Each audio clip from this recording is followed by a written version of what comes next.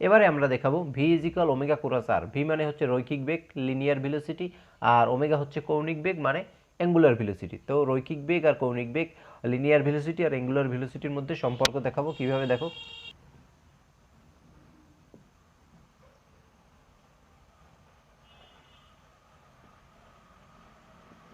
এ হচ্ছে ব্যাসার্ধ ভেক্টর আর, আর এটা হচ্ছে ক্ষুদ্র সরণ ডেল আর। এটা আর, এটা যদি ডেল আর হয় তাহলে এটা হবে নিশ্চয়ই আর প্লাস ডেল আর। ওকে, আর এই কোণ হচ্ছে ডেল থিটা, অতি ক্ষুদ্র কোণ। তাহলে এইটা আর প্লাস ডেল আর কেন হলো? দেখো, ত্রিভুজের ভেক্টর যোগের নিয়ম অনুসারে হয়েছে। তোমরা অবশ্যই এটা আগে পেয়েছো 9, 10 বা ইন্টারে হায়ার ম্যাথের সূত্রে পেয়েছো।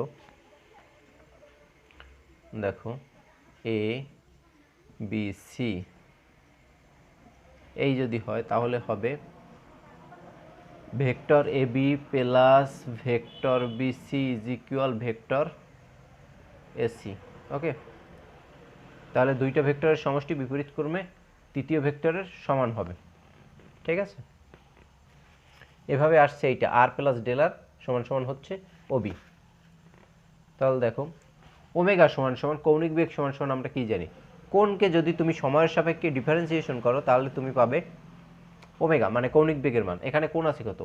টোটাল কোণটা হচ্ছে থিটা, তাহলে আমরা লিখি del del T of theta. এবার এই ডেল থিটা সমান সমান আমরা কি লিখতে পারি? দেখো, কোণ সমান সমান কি আছে? কোণ সমান সমান হচ্ছে চাপ বাই ব্যাসার্ধ। এটার প্রমাণ 9, 10 হায়ার ম্যাথ বইতে রয়েছে, কোণ সমান সমান চাপ বাই ব্যাসার্ধ। ওকে, তাহলে এখানে চাপ কি? এবি, তাহলে লিখি আমরা চাপ হচ্ছে এবি ডিভাইডেড বাই ব্যাসার্ধ কি? ওয়ে, তাহলে লিখি আমরা ওয়ে। এবার দেখো, কোণ কি কোনো দিনও ভেক্টর হতে পারে? না, কোণ ভেক্টর হতে পারে না, যার কারণে আমরা পরম মান ইউজ করব।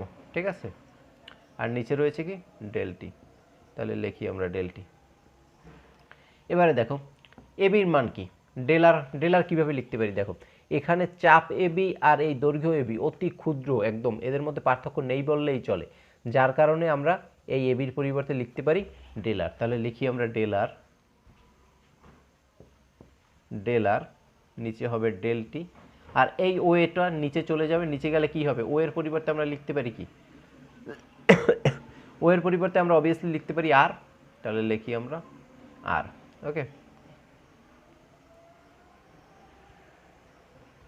যেহেতু পরম মান ইউজ করা হয়েছে যার কারণে আমরা আর ভেক্টর সাইনটা দিলাম না এই যে এইটার ওয়ের ক্ষেত্রে। এবারে আমরা দেখি ডেল আর বাই ডেলটি।